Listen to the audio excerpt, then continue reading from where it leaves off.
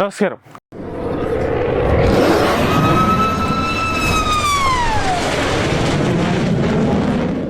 പഹൽഗാം ഭീകരാക്രമണത്തിന് മറുപടിയായി പാകിസ്ഥാൻ മണ്ണിലെ ഭീകരതാവളങ്ങൾ ചുട്ടരിച്ച ഓപ്പറേഷൻ സിന്ദൂരിൽ കൊല്ലപ്പെട്ടത് കൊടും ഭീകരരാണ്. ജെയ്ഷെ മുഹമ്മദിന്റെ സകല നഴ്സറി സ്കൂളുകളുമാണ് നമ്മൾ തകർത്ത് തച്ചൂട്ടമാക്കിയത്. അന്ന് തന്നെ പറഞ്ഞൊരു കാര്യമാണ്, അതായത് പഹൽഗാമിൽ 26 വിനോദസഞ്ചാരികളെ പാകിസ്ഥാൻ തീവ്രവാദികൾ കൊന്നു തള്ളിയപ്പോൾ നമ്മൾ പറഞ്ഞൊരു കാര്യമാണ്, അതായത് നരേന്ദ്രമോദി പറഞ്ഞൊരു കാര്യമാണ്, പാകിസ്ഥാന്റെ നെഞ്ചിൽ ആഴത്തിലുള്ള ഒരു മുറിവായിരിക്കും, ആ ഒരു രീതിയിലുള്ള തിരിച്ചടിയായിരിക്കും നമ്മൾ നൽകുക എന്ന്. അതേ രീതിയിലുള്ള തിരിച്ചടിയാണ് നമ്മൾ പാകിസ്ഥാന് കൊടുത്തത്.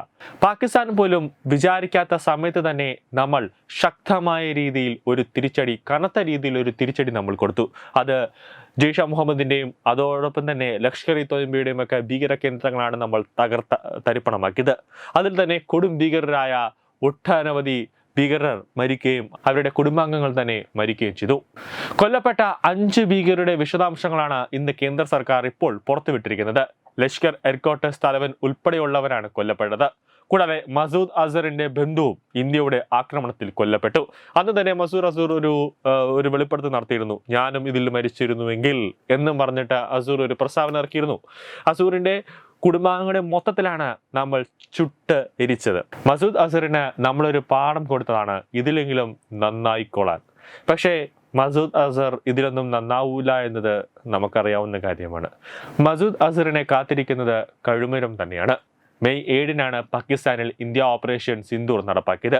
ജെയ്ഷെ മുഹമ്മദ്, ലഷ്കർ-ഇ തോയ്ബ തുടങ്ങിയ പാക് ഭീകര സംഘടനകളുടെ പ്രധാന ക്യാമ്പുകൾക്ക് നേരെയായിരുന്നു ഇന്ത്യയുടെ സർജിക്കൽ സ്ട്രൈക്ക്.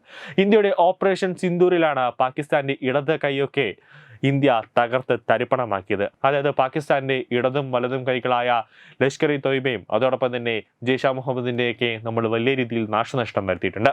മൗലാന മസൂദ് അസറിന്റെ സഹോദരി ഭർത്താവാണ് മുഹമ്മദ് യൂസുഫ് അസർ.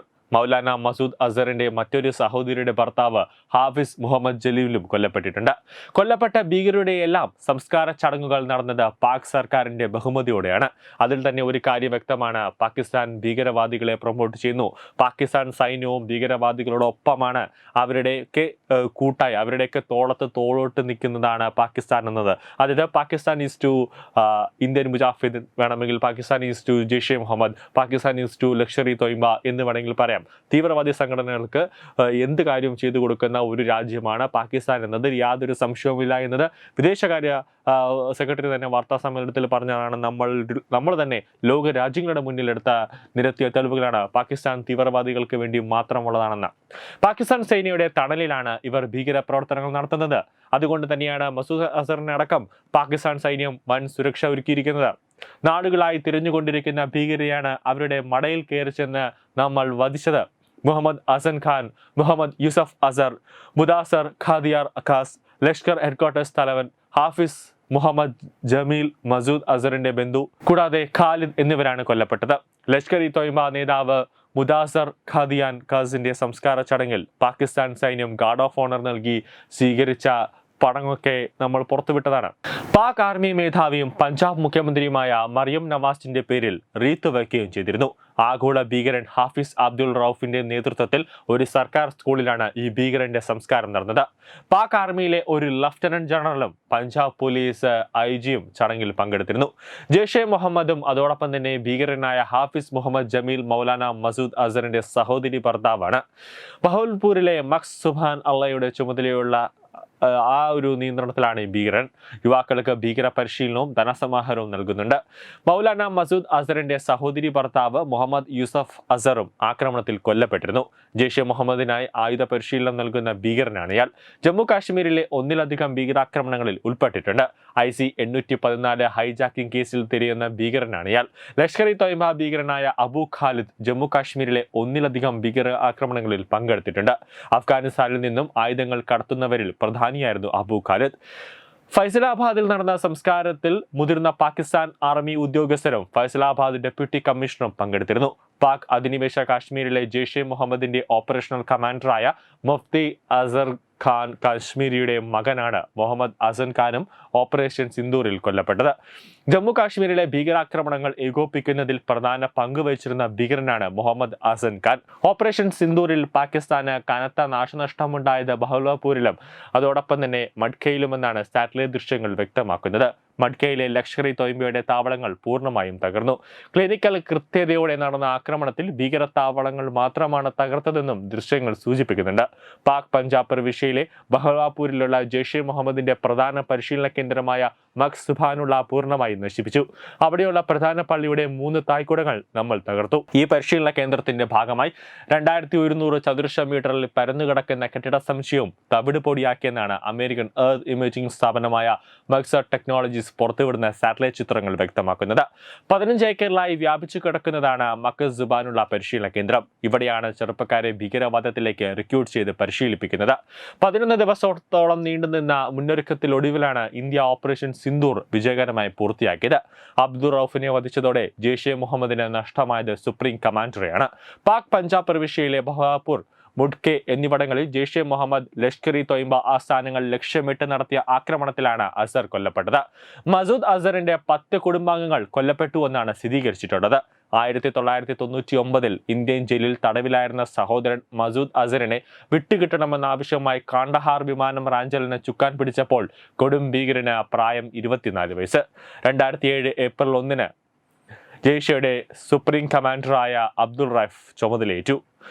അതോടൊപ്പം തന്നെ ഇന്ത്യക്കെതിരായ പ്രവർത്തനങ്ങളുടെ മുഖ്യ കണ്ണുകളിൽ ഒരാൾ സഹോദരൻ മസൂദ് അസർ ഒളിവിൽ പോയതിന് പിന്നാലെയാണ് റൌഫ് കമാൻഡറായി ചുമതലയേറ്റത്. താലിബാൻ, അൽ ഖ്വയ്ദ അടക്കമുള്ള ഭീകര സംഘടനകളുമായി അടുത്ത ബന്ധം പുലർത്തിയ റൌഫിന് പാക് അധികാരികളുടെ അടുത്ത സൗഹൃദമുണ്ടായിരുന്നു. ജെയ്ഷെ കമാൻഡർമാരെ പ്രചോദിപ്പിക്കുക, പ്രചാരണ സാമഗ്രികൾ തയ്യാറാക്കുക, പാക് സർക്കാരുമായും ISIയുമായി ബന്ധപ്പെടുകയും ഫണ്ട് ക്രമീകരിക്കുകയും മറ്റ് ഭീകര സംഘടനയുമായി ബന്ധം സ്ഥാപിക്കുക എന്നിവയെല്ലാം പ്രധാന പ്രവർത്തനങ്ങളാണ്. ഇന്ത്യയിലെ പ്രധാന ജെയ്ഷെ ആക്രമണങ്ങൾ ആസൂത്രണം ചെയ്തതും ഇയാളാണ്.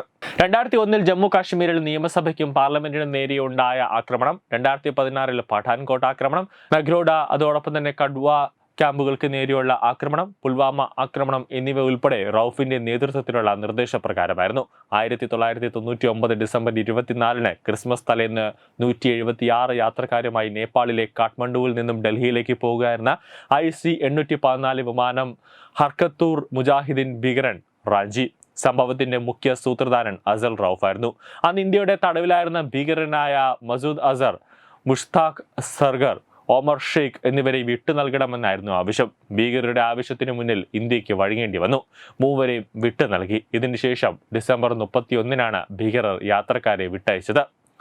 ഭാരതം ഒരു ഭീകരനെ സ്കെച്ചിട്ടാൽ അവൻ എവിടെയായിരുന്നാലും, ഏത് വർഷമായിരുന്നാലും, ഏത് കാലത്തായിരുന്നാലും അവന് തീർത്തിരിക്കും എന്ന് തന്നെയാണ് യാഥാർത്ഥ്യം. ന്യൂസ് ഡെസ്ക് തത്വമൈ ന്യൂസ്. തുമ്പമൺ ശ്രീ വടക്കുംനാഥൻ ക്ഷേത്രം, അമ്പലക്കടവ്, പത്തനംതിട്ട. ശ്രീമദ് സ്കന്ദപുരാണ മഹാസത്രം. സ്വാമി ശരണം. പന്തളത്തിനടുത്ത് തുമ്പമൺ എന്ന സ്ഥലത്ത് ഉള്ള ശ്രീ വടക്കുംനാഥ ക്ഷേത്രത്തിൽ എനിക്ക് തോന്നുന്നു അപൂർവമായ ഒരു സത്രം അരങ്ങേറുകയാണ്. സ്കന്ദ മഹാസത്രം. മുരുകയുഗമാണ് ഇനി അടുത്ത ഭാരതത്തിൽ വരാൻ പോകുന്നത്. ലോകം മുഴുവൻ മുരുകയുഗമായി മാറുകയാണ്. അപ്പോ സുബ്രഹ്മണ്യ സ്വാമിക്ക് ഇനി ഏറെ പ്രാധാന്യമുണ്ട്. അതുകൊണ്ട് തന്നെ പല സ്ഥലങ്ങളിലും ഇതുപോലുള്ള സത്രങ്ങളും ഇതുപോലുള്ള ചടങ്ങുകളും നടക്കുന്നുണ്ട്. പക്ഷെ ഇനി കേരളത്തിൽ അങ്ങനെ അധികം നടക്കുന്നില്ല. ഇത് ആദ്യമാണോ എന്ന് സംശയമുണ്ട്. എന്തായാലും ഈ സത്രത്തിൽ എല്ലാ ഭക്തജനങ്ങളും പങ്കെടുക്കണം. ഈ സത്രത്തെ ഒരു വൻ വിജയമാക്കി തീർക്കണം. ഈ സത്രത്തിനും അതിലെ എല്ലാ പ്രവർത്തകർക്കും എൻ്റെ ഹൃദയംഗമായ ആശംസകൾ. സ്വാമിയെ ശരണമയ്യപ്പ.